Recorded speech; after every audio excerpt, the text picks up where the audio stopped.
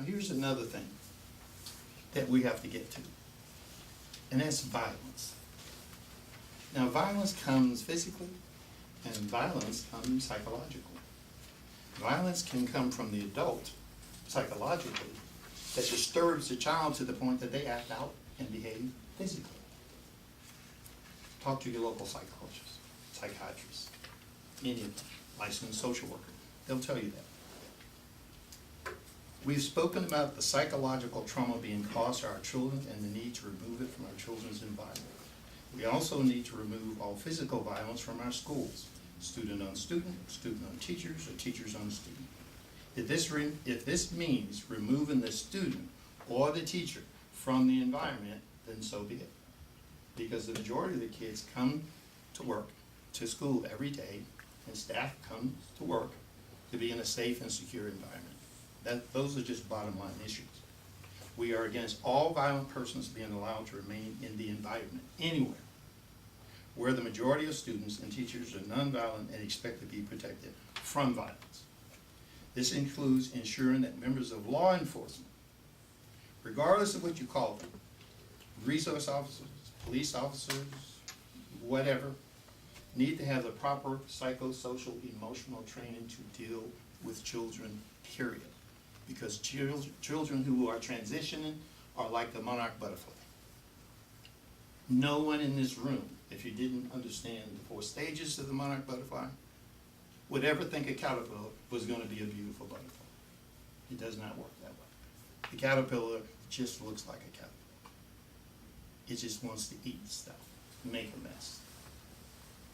Our kids go through those 4 stages, and you have to know what stage they're going through in order. That includes law enforcement, includes people in the classroom. You can't have a police officer come off the street, see something happen, get emotional about it, and beat the stink out of the kid and put him in a handcuff, and it's a kindergarten.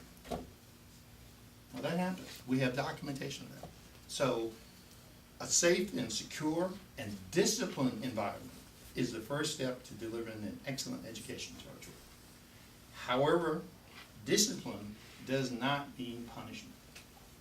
They're 2 different things, and we need to know. We expect the CEO to accept full responsibility for ensuring that a nonviolent, safe, secure, and disciplined environment is maintained for students and adults at all times, and not just sometimes. Now, I'd like to close on this note before I introduce the president. When we first took office in January of 2015, the first thing we did was contacted the NEA at the national level. And we also contacted another national group in order to come in and work with us on restorative justice. Now, we have some material from those restorative justice workshops that we did with the NEA. Not just the NEA, but inside the NEA, or the National Education Association, which is 3 million teachers strong, of which our local union is a part. But they have a human and civil rights division, and they came to Youngstown to work with us, and they invited the local union, but they chose not to attend. So we support restorative justice, and we've heard the CEO speak on it.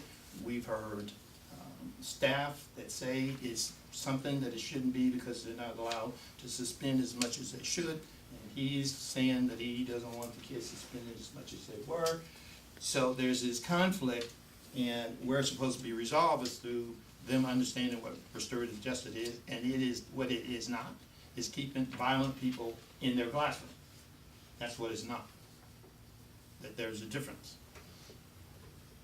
So the issue for us is we support restorative justice. We just don't support it with violence in the classroom and then leaving the person committing the violence in the classroom with the teacher that has to teach. Because you can't expect them to teach in chaos. It won't work. It doesn't work. Our number 1 concern and focus is that close. Is the focus of the NAACP Collaborative is the academic achievement of the majority of our community's children, as outlined in federal, state, local laws, policies, procedures, and funded programs that have outcomes that are supposed to take place.